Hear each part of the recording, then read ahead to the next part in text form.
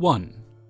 I was in 7th grade, for reference not US and about 13 years old, and I was at my basketball practice at school. Our male locker room had holes in almost all of the doors from kids punching them. One of the other kids, from practice, let's call him Bored Kid, was, as you may have guessed, very bored and was walking around the locker room. Bored Kid stopped at the entrance door and started picking apart the broken pieces off the door, before practice, and throwing the pieces on the floor. This is what will later cause the shit to hit the fan. Among others, there was an older kid, let's call him Douche Kid. He was bigger than all of us and liked being, well, a douche. While we were still there in the locker room, I approached the Bored Kid and started talking to him till the beginning of the practice. We started heading out and the janitor came in right after us. The janitor is an alcoholic old guy, grumpy, and has a few conflicts with the students over the years, where he called the students offensive names and cursed at them. Think an even grumpier but skinnier version of Willie from The Simpsons. He saw the pieces and started yelling about the door at us. I turn around and Douche Kid comes in and starts saying how I broke the door and was laughing about it earlier. So the janitor freaks out and starts yelling at me, calling me names, saying stuff like, "I fuck your mother." He pulled me inside the locker room by my arm and started saying how he's going to make me liable for all the broken doors, and how my dad's going to pay. I tried explaining what happened, but he did not even give me a chance to finish. Now this is where the good part starts. He insists that I call my dad and tell him to come right away with his wallet to pay for the damages. I ask him, knowing my dad, "Are you sure you want me to do that?" He yells that he is absolutely sure and that I should call him right away. To fire him up even a little more, I tell him I don't have a phone to call him, and he already took out his phone mid-sentence, grinning ear to ear, and I said, "Yeah, sure, I'll call my dad." So he hands me the phone and I enter the locker room and call my dad. I explain everything that happened, the magic words. I told him that he cursed at me, mentioning my mother. Dad said he is coming, and I went back to practice. I handed the phone back to the janitor and he was still grinning with joy. Now my dad is a 6'3", 250-pound, scary-looking man, and a boxer as a young lad, again just for reference. In the middle of the practice, my dad came into the gym and called me over. As I was coming out, the janitor showed up, grinning. He immediately started telling my father how I broke all the doors. My dad stopped him mid-sentence and said, "He told me that you said you're gonna fuck his mother." The grin fell into the dark abyss, never to show again. The skinny little weasel was now scared shitless. He started to stutter and said with a nervous laugh, "Oh no, that is not what I meant. I meant it, how do you say?" Dad, "Figuratively." Janitor, yes. Dad, "So how about I break your bones?" "Figuratively." The janitor went pale and said, "But sir, I don't think there is a reason for such actions. Please, let's not do this. I guess I was wrong, maybe. Some doors were already broken, so maybe he was telling the truth about not breaking them."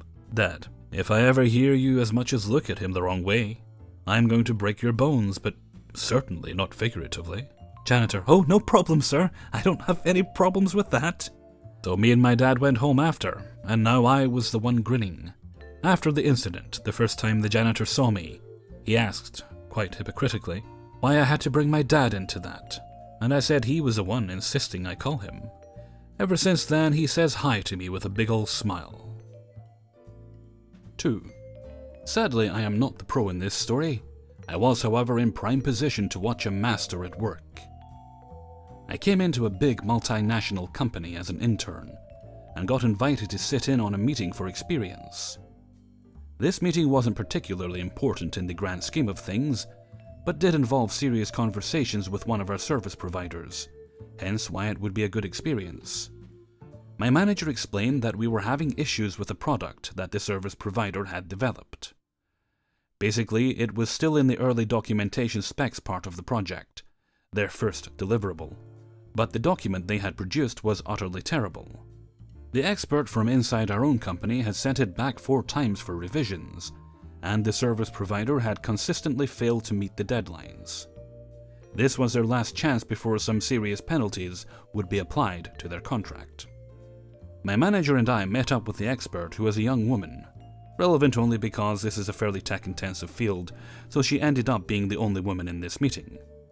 and the service provider specialists who are meant to be writing the document, and the service provider's client support manager, and the service provider's contract managers, and the service provider's manager's manager. This meeting ended up having 9 people in it. On our side, 3 people. On the service provider's side, 6, including big names who are clearly gunning for a fight. Expert takes charge of the meeting fairly quickly and immediately hands out copies of the document in question to everyone. It's about a 20-page document, with maybe 15 tabs marking out parts. There are also comments in the margin via Microsoft Word, giving what seemed to me to be very clear explanations as to what is wrong and how to fix it. Our expert then says that the service provider had requested the meeting and asked if they had any particular questions about the feedback. They say they'd like to discuss everything, and expert turns to the first tab in her copy and reads out the comment. Given it's at the start of the document, it's something to do with the scope, listing 3 types of information as in scope, and excluded a 4th that was very important to clearly document. At this point, the service provider contract manager immediately argues that the expert is being too pedantic, and that it's unreasonable for them to continue to make minor changes. It seems pretty clear that this is leading up to some kind of argument, and my own manager begins to respond. Then expert pulls out a new set of documents and hands them out to everyone. The original version of the document had about 15 tabs over 20 pages. This had something like 40, they're color-coded. The other version has those issues that I believe are most significant, and that need to be resolved to meet the minimum standard. However, I am perfectly happy to go through with every issue I found, and every way that this document does not meet the company standard and style guide that you agreed to follow, and have all of us discuss which of each of these issues are required for acceptance. And then expert starts to do so.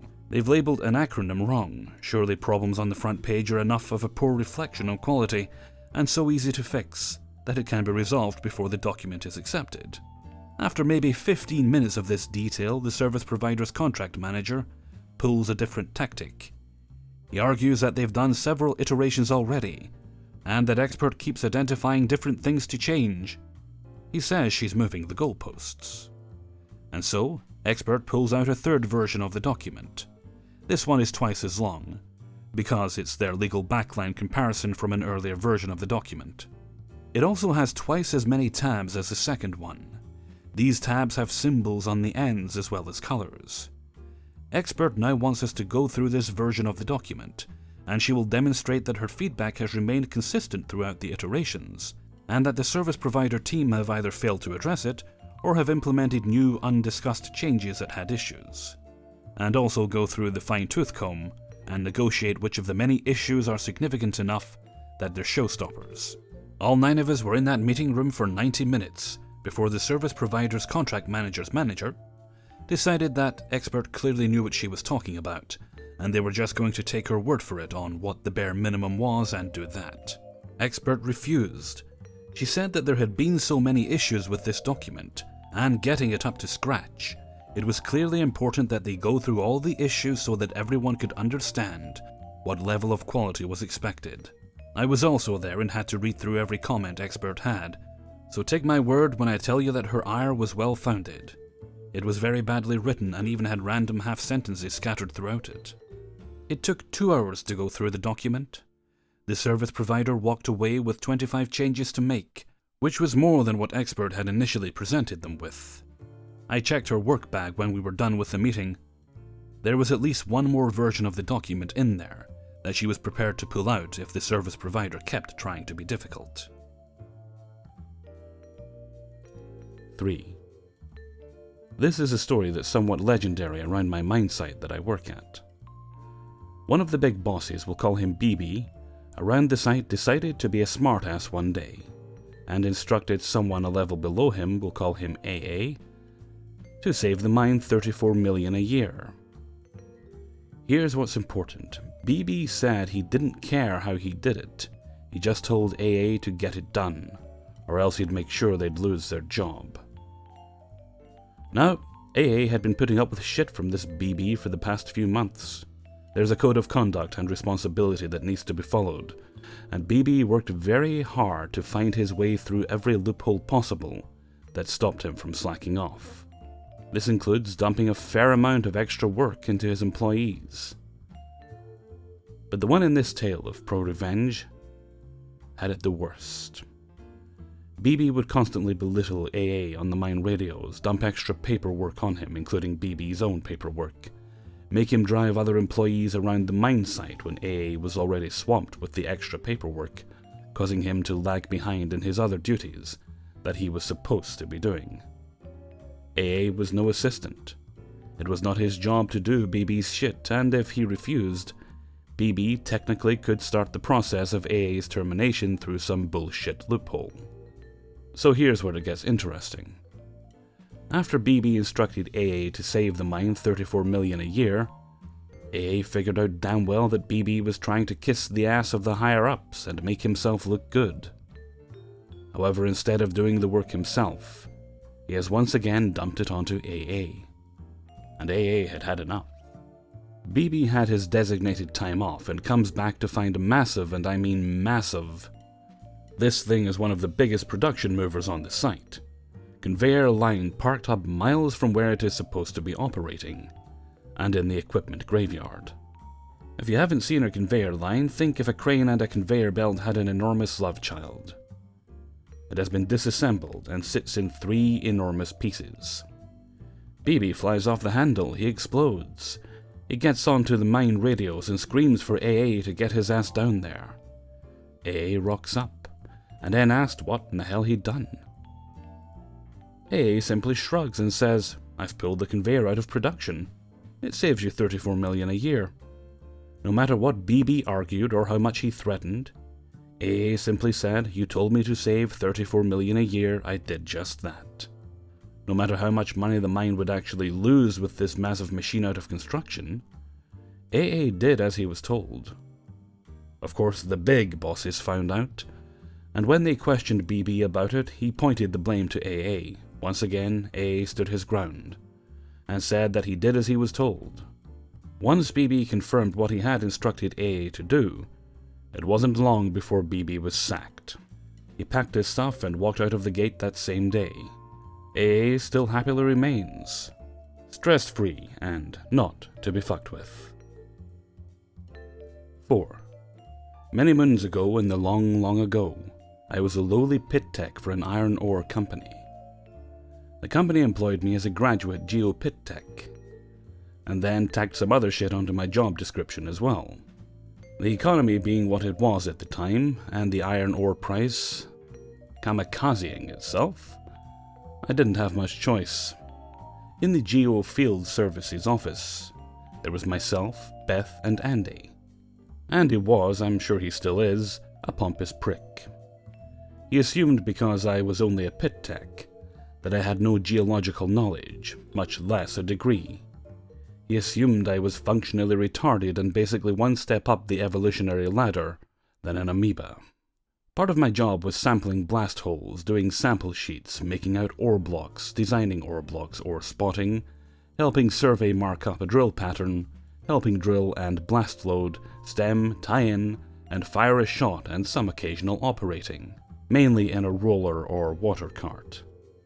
My low-priority duties included cleaning a weighbridge, which is a big bridge that road trains pass over when they get loaded with ore from a stockpile before they take it to a rail siding. This is way lower on the list of things than sampling blast holes. In steps Andy. He asks me to go clean the weighbridge. I tell him that I have a blast hole to sample, and that I will do it afterwards. Seems reasonable to myself and Beth? Nope. He tells me under threat of termination that I am to do what I am told. Okay. I go clean the weighbridge, which is a shit job, especially in summer. To give you context for what it involves, imagine scraping a 60-meter-long concrete bridge deck with a shovel, which contains mounds of hardened iron ore. When it gets wet from rain or a water cart, it solidifies into concrete basically. Under the bridge there is a gap about 1 foot high. This is where the load cells sit. The gap needs to be kept empty. All in all, it is a shit job. It takes at least 6 hours to do properly, so it's usually split over a number of days. The fallout from me cleaning the weighbridge and not sampling blast holes was massive. For starters, if the blast holes aren't sampled, they can't be loaded and blasted. Not blasting the holes means we have no dirt to mark up and mine or process. The mine ran out of dirt to send to the ROM and waste dump on night shift, so the production crew had to be put on standby. Then morning came, senior management was pissed, board of directors was pissed. Everyone and their mother was pissed. They all looked for who was responsible for this monumental fuck-up, and all fingers were pointing at me. I'm pretty certain HR was drafting my termination papers. Andy chewed me out after he received a verbal pineapple from the production supervisor and mine manager, and then told me to go see the mine manager and the production supervisor. I enter the office and I am faced with two grim-faced, visibly pissed-off old men. They ask me what went wrong, and ask if I realize how big a fuck-up this is. In my most innocent, I'm just a new person voice, I explain that I was just doing what Andy told me. Cue looks of confusion. They look at each other, look at me, and then ask me to fetch Andy. I get Andy. He looks just as confused as the other two.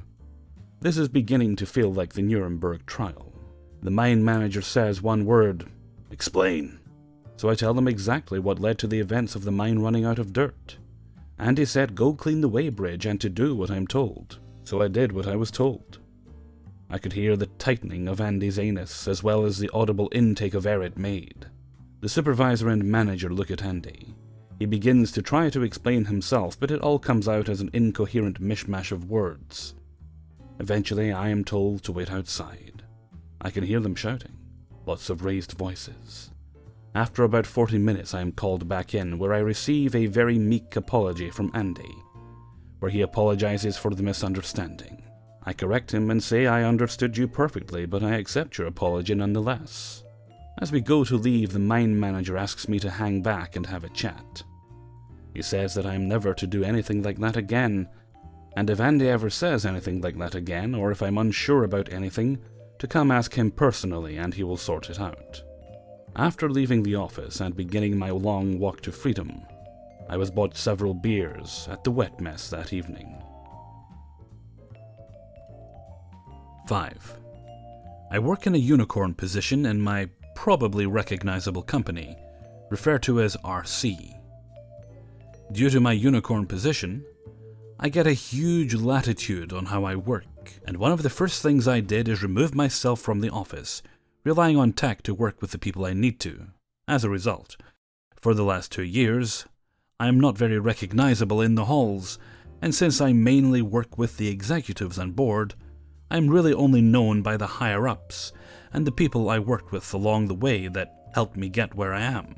I like to drink and talk work, and have a large collection of co-worker friends that get together in person very regularly to do this.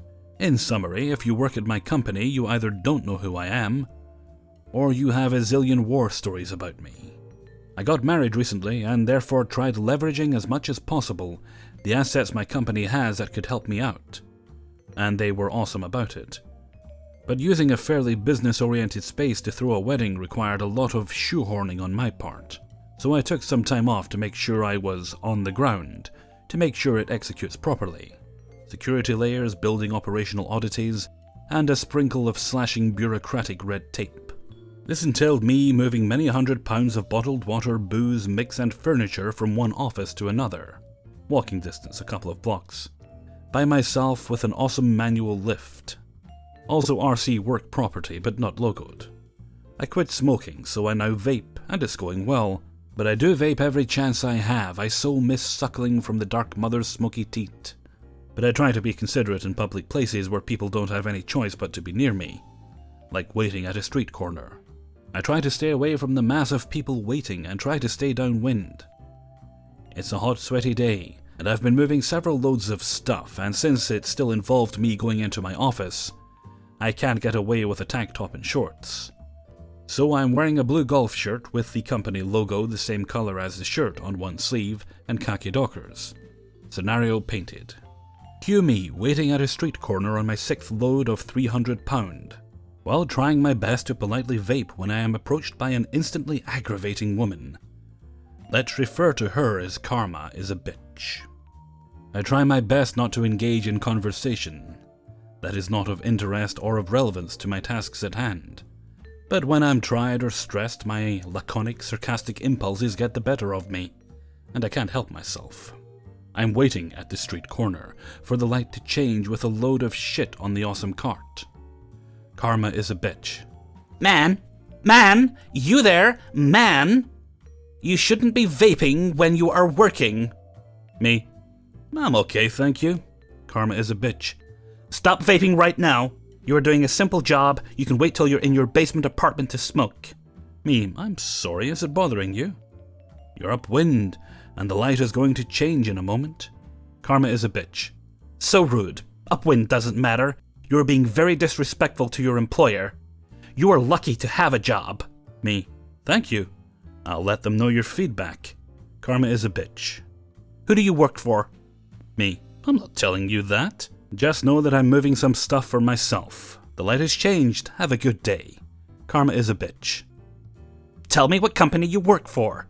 Then she jumps in front of the load as I'm easing it onto the downward slope transition from the sidewalk to the road. I have to absolutely fucking haul on it to prevent it from going down the small slope and coming in contact with her or worse. Crushed foot, perhaps. Luckily, some random, well-dressed young man also jumped in to help me brake the cart, then looks at her and says, "Get the fuck out of the way, crazy, this thing is heavy. Let this delivery dude do his job." He then proceeds to cross the road, probably feeling great about helping out a regular working Joe. Which he did help, admittedly. Meanwhile, I'm thinking, thanks random, but I'm not a delivery person, damn it. Lady now realizes she nearly got herself hurt, and moves out of the way, and I proceed to move as quickly as I can across the street. One, I've got to get across since I've lost time on the light, and two, I have to build up some speed to get up the other side. Does she now, slightly embarrassed, wander off or double down? I wouldn't be writing this if she didn't double down. Halfway across, she starts hustling after me and is now furious, and seemingly forgetting that I didn't swear at her. Karma is a bitch. How dare you! You nearly attacked me with your cart. If you won't tell me where you work, I will follow you to your customer. Me. Great. Lady, just go about your day. And probably I shouldn't have done it.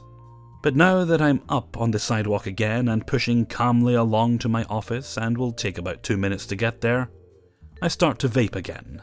Karma is a bitch. Can't believe what an awful person you are. You know you shouldn't be doing your vape thing. You are working. You have sworn at me. You knocked me down with your cart. Except for vape, I didn't do any of these things. She goes on for a while, huffing and puffing. I enter the building, and then she realizes where I am probably going. Karma is a bitch.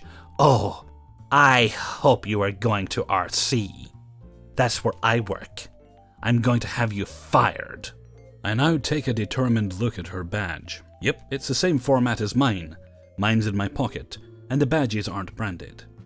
She clearly hasn't noticed the logo on my sleeve, which I got at the company golf tournament like 5 years ago.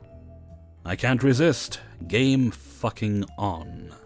The problem with my anonymity is that I don't know what she is either. It's very unlikely she outranks me, but if she's an executive assistant or well-connected, I should probably abandon this, as it won't be worth the hassle I may have to endure. The security who had been helping me all day is there, and he's a chill young dude. I give him a silent shush as I walk in. He smirks and complies. Karma is a bitch.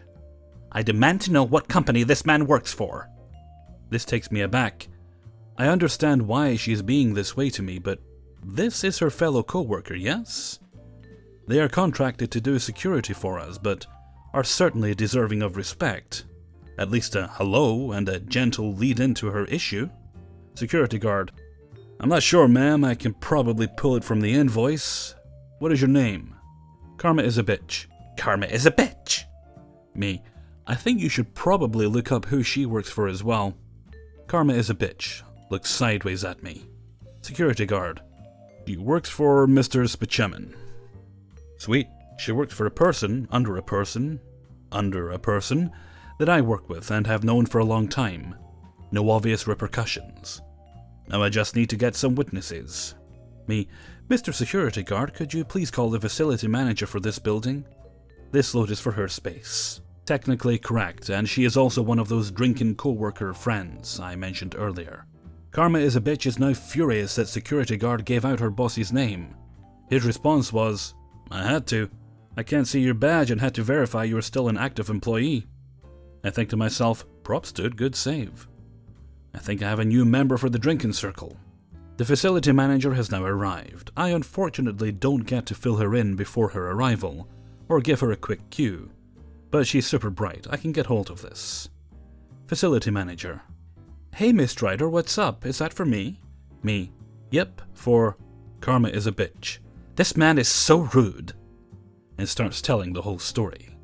Security guard and facility manager are completely engrossed, and trying not to look at me and laugh. Bewildered as she is recollecting the story. I am making various agreeing head nods with a smirky smile. I apparently did hit her in this version. Classic victimization maximization, as people tend to do. And swore at her multiple times and called her the C word. A huge no-no in Canada. But she probably thought she will get traction with female facility manager. Facility manager is totally willing to play ball with me here, with an unspoken, "let's bury this bitch" glance to me. Facility manager gets Karma as a bitch to write down her statement that she needs to give to the delivery company to get me fired. Her story surprisingly ends up being a bit different than what she told facility manager and security guard. I'm less offensive and didn't hit her. Karma is a bitch turns to me as I come back from unloading the stuff for my wedding. Karma is a bitch. "So, what do you have to say for yourself?" Me. "Nothing. I'm going back for my other loads." Facility manager. "You really don't know him?" Karma is a bitch. "What?" Facility manager. "He works here. Look at his shirt." Now that I'm on the opposite side of her, she sees the logo. And I have been using my pass to go unload stuff. It noticeably clicks for her. Of course, she triples down. Karma is a bitch. "This is totally inexcusable that a representative of RC acts this way. He's totally going to get fired when I speak to my management." Name drops her executive member, which would be very impressive if she'd actually met him. Me. I was thinking the same thing. I let the moment land. She is clearly confused. Karma is a bitch gets a concerned look on her face and leaves, storming off. Facility manager and security guard and I all laugh at that shit, and then try to figure out who she actually is. Turns out she has been with RC for like 5 months. Facility manager, who works with finance pretty closely, says she'll know more by the time I get back with the next load. Turns out she is an entry-level financial analyst. Facility manager. "That is hilarious. Are you okay?" Me. "It's fine. Sorry, I needed another witness other than security guard to make this airtight." Facility manager. "Oh no.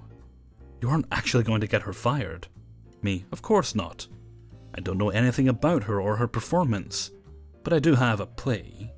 But it will take me a few weeks to execute it with the wedding and such." Facility manager. "No problem, I'll send you a copy of her statement. Did you do any of that?" Me. "I did vape around her, downwind, I'm sure she smelled it. But I don't think I was being an asshole with it." Then she went off, and I recapped the story without victimization maximization, just as I have told here, although obviously you have to take my word for it. Please keep this amongst us, including security guard. I get married, go on a honeymoon, great times. And then I'm back in the office. I chat with a guy I know that is her boss's boss's boss. He asks for a meeting between the three of us. This man also has the mailroom under his portfolio. Since I have been gone, photos and stories of my wedding have circulated all around, and features on the company portal. Company wedding, long-standing employee, and half the people there were the same drinking friend co-workers I hang out with. Karma is a bitch knows exactly who the fuck I am now. I put a meeting booking in his, hers and mine calendar 2 weeks out.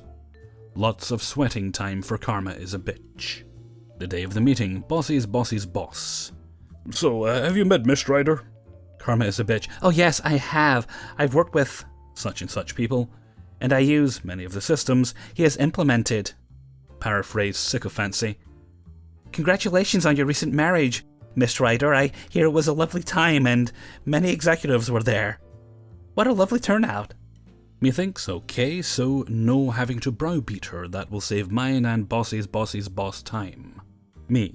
So I have already spoken to Bossy's boss about your attitude towards delivery people, and we are concerned that you don't respect the people that work very hard to keep this place well supplied and running. Karma is a bitch. Oh, but I do. I'm sorry. I was having a really bad day, and I just kind of lost it. Me. I was hoping that was the case. So sorry you were having a bad day.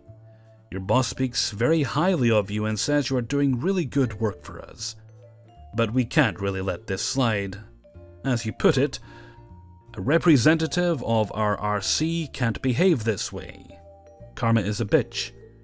Oh, I understand. Please allow me at this time to formally apologize. Bossy's boss. That's great. I know Miss Ryder appreciates the apology and understands. It was just a lapse in your regular character. Miss Ryder and I have been talking, and we think you could really help us out with an issue that exists, and also allow you to see a more thorough understanding of our enterprise. Karma is a bitch. Oh yes, of course. I'm happy to help you, Bossy's boss. Bossy's boss. That's great. Miss Ryder has offered to show you what your new tasks will entail, but unfortunately, the time we need you to do that will mainly be your lunch hour, and when you are done working for about an extra 30 minutes. This would be volunteer only, of course. Karma is a bitch. Yes, of course, I accept. Me, great. Our mailroom is understaffed at the moment, but we realize we can keep them doing their regular duties as long as we have someone moving the flavoring for the soda streams from the loading dock to our cafeteria floor. We can't have delivery people do this, of course, since our building is very serious about security. And it's our food, so we need a trusted employee to do this. There are a few other deliveries of fruit and food that would also need a very trusted and valuable employee to safeguard its delivery. Thank you so much for helping us out. We will make sure your dedication to keeping this building running, in addition to your financial analyst work, which we understand is excellent, is well known. Here's your new manual lift. Don't worry, it's awesome. And if you have any questions, please ask the manager of our mailroom. He's fantastic at his job. Further epilogue. Predicted.